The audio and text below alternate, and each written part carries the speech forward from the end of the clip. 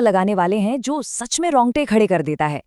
ये कोई आम कहानी नहीं है, बल्कि हजारों सालों तक जमीन के नीचे दबी एक पूरी की पूरी दुनिया की जासूसी कथा है।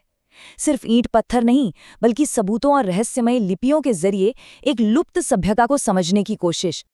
जरा सोचिए, एक ऐसा समाज जो इतना एडवांस था, जो अपने समय से मीलों आगे था, 100-200 साल नहीं बल्कि पूरे 5000 सालों तक जिसने राज किया, वो अचानक बिना कोई नामो निशान छोड़े हवा में कैसे गायब हो सकता है ना हैरान करने वाली बात। तो चलिए आज मिलकर इन सुरागों की कड़ियां जोड़ते हैं। सबसे पहले बात करते हैं एक आकस्मिक खोज की, कि कैसे अचानक हमारा सामना इन प्राचीन रहस्यों से हुआ। अब ये कहानी शुरू होती है 1829 के आसपास। जेम्स लुइस नाम का एक ब्रिटिश सिपाही था, जिसने अपनी ही फौज छोड़ दी और भेष बदलकर भाग निकला। अनजाने में ही सही, वो पंजाब के इलाके में 5000 साल पुराने हड़प्पा के खंडरों पर पहुंच गया। उसे अंदाजा भी नहीं था कि वो किस चीज पर खड़ा है। अब आगे बढ़ते हैं और देखते हैं कि ये सब कैसे विकसित होता है। जरा इस टाइमलाइन पर गौर कीजिए। 7000 ईसा पूर्व की छोटी छोटी खेतीबाड़ी वाली बस्तियों से लेकर 2600 ईसा पूर्व के हाईटेक शहरों तक का सफर। और सबसे कमाल की बात, इस सभ्यता का पूरा जीवन काल 5000 साल से भी ज्यादा का था। मतलब आज के हमारे मॉडर्न युग से भी 2 गुना से ज्यादा। अब आते हैं अपने अगले पड़ाव पर, शहरी नियोजन के उस्ताद। एक ऐसे जीनियस, समाज के ठोस सबूत जिन्हें देखकर आज के इंजीनियर भी हैरान रह जाएं। जब मोहनजोदड़ो और हड़प्पा की खुदाई हुई ना, तो जो शहर जमीन से निकले वो किसी चमत्कार से कम नहीं थे।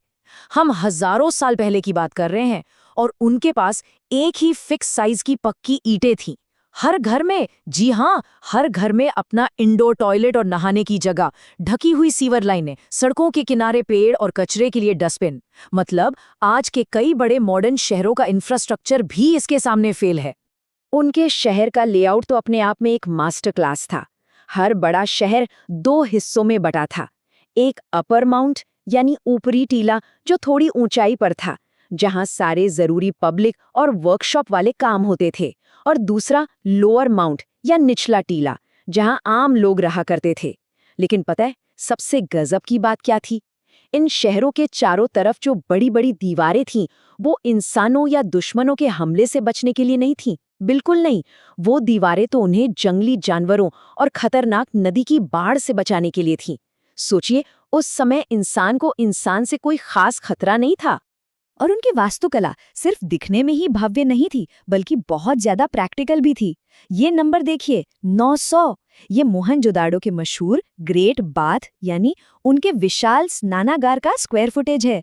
ये कोई छोटा मोटा पूल नहीं था, पक्की ईंटों से बना एक विशाल मल्टी स्टोरी पब्लिक पूल था। और इसे वाटरप्रूफ बनाने के लिए उन्होंने नेचुरल डामर यानी तारकोल का इस्तेमाल किया था। कुएं से लगातार एकदम साफ पानी इसमें आता रहता था। साफ सफाई और इंजीनियरिंग का ऐसा कमाल, सच में दिमाग हिल जाता है। लेकिन इतने सारे भौतिक सबूतों के बाद भी एक बहुत बड़ा रहस्य अभी भी बाकी है। तो चलिए डिक्रिप्ट करते हैं इस प्राचीन कोड को, यानी अनसुलझी सिंधु लिपि। हमारे सामने सबसे बड़ी दीवार है उनकी भाषा। खुदाई में 4000 से भी ज्यादा पत्थर की मोहरें, तांबे की प्लेट्स और टैबलेट्स मिले हैं। इन पर एक ऐसी लिपि है जिसे आज तक कोई डिकोड नहीं कर पाया है।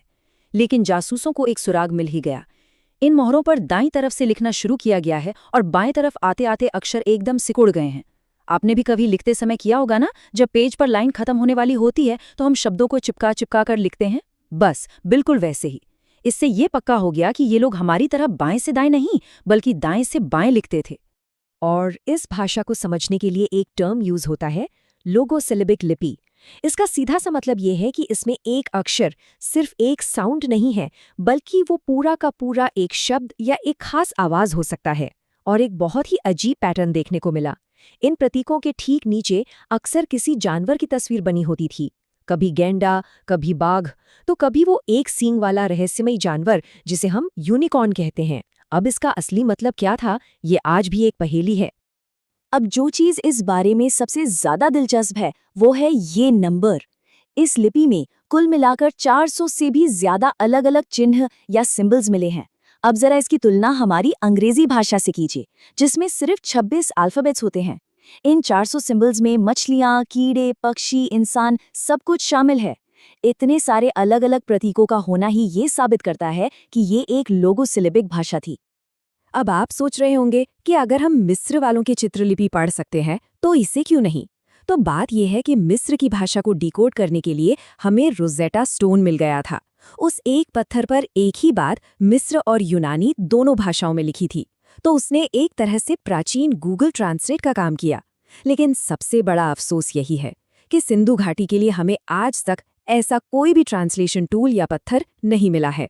लेकिन ये लिपि हमें एक और बहुत ज़रूरी बात बताती है कि उस जमाने में सभ्यताओं के बीच कितना गहरा कनेक्शन था।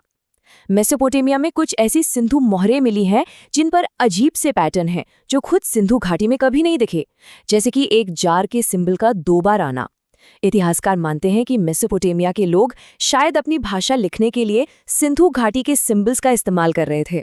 ये बिल्कुल वैसा ही है जैसे आज हम व्हाट्सएप पे लिखते हैं ना, क्या कर रहे हो, लेकिन स्पेलिंग इंग्लिश की यूज करते हैं, बस बिल्कुल वैसे ही। तो अब आगे बढ़ते हैं एक बहुत ही चौंकाने वाले पहलू की तरफ, एक राजा रहित शांतिपूर्ण समाज। और इसमें जो चीजें गायब हैं वो सबसे बड़ी मिस्ट्री है। अगर आप उस समय की बाकी सभ्यताओं को देखें, जैसे मिस्र या मेसोपोटामिया, तो वहां बड़े बड़े महल और मकबरे मिलते हैं। लेकिन यहाँ ऐसा कुछ नहीं मिला। ना कोई शाही महल, ना कोई भव्य मंदिर, और ना ही किसी राजा के होने का कोई सुराग। और सबसे ज्यादा हैरान करने वाली बात बताऊं, इतने विशाल साम्राज्य में कोई सेना नहीं थी। हथियारों या युद्ध का कोई नामो निशान तक नहीं मिला। कोई ऊंच नीच नहीं, सब बराबर। ये एक अविश्वसनीय रूप से शांतिपूर्ण और समानतावादी समाज लगता है। सोचिए, इतिहास में ऐसा होना अपने आप में कितना बड़ा अजूबा है। और अब आते हैं अपने अंतिम अनसुलझे रहस्य पर। सब कुछ इतना परफेक्ट होने के बाद भी उनका अचानक गायब हो जाना। 1900 ईसा पूर्व के आते आते ये फलता फूलता जीता जागता महानगर अचानक ढहने लगा। सीवर जाम हो गए, व्यापार रुक गया और धीरे धीरे ये शहर खंडर में तब्दील हो गए। अब ऐसा क्यों हुआ? इसके मुख्य रूप से 3 ऐतिहासिक सिद्धांत हैं। पहला, ऐसा माना जाता है कि जमीन के खिसकने या टेक्टोनिक बदलावों की वजह से सरस्वती नदी सूख गई या उसने अपना रास्ता बदल लिया, जिससे लोगों को वहां से जाना पड़ा। दूसरा सिद्धांत है वनों की कटाई। कहा जाता है कि ईंटें पकाने के लिए इतने पेड़ काटे गए कि पूरा इकोसिस्टम ही बर्बाद हो गया। और तीसरा सिद्धांत ये कहता है कि शायद हैजा या मलेरिया जैसी कोई बहुत भयानक महामारी फैली होगी, जिसने लगभग 80% आबादी का सफाया कर दिया। वजह चाहे जो भी रही हो, लेकिन 600 ईसा पूर्व तक ये महान सभ्यता पूरी तरह से धरती से मिट चुकी थी। तो अंत में एक सवाल जो सच में दिमाग सुन्न कर देता है, अगर एक इतना शांतिपूर्ण, इतना एडवांस्ड समाज 5000 सालों तक शान से जी सकता है और फिर भी पूरी तरह से इतिहास के पन्नों से गायब हो सकता है, तो हमारी आज की ये आधुनिक दुनिया कितनी सुरक्षित है? हमारा मॉडर्न समाज तो इसके आधे समय तक भी नहीं पहुंचा है। तो क्या हम भी उतने ही नाजुक हैं? इसी रोंगटे खड़े कर देने वाले विचार के साथ हम आज के इस विश्लेषण को यहीं समाप्त करते हैं। उम्मीद है इस सफर ने आपको इतिहास को एक बिल्कुल नए नजरिया से देखने पर मजबूर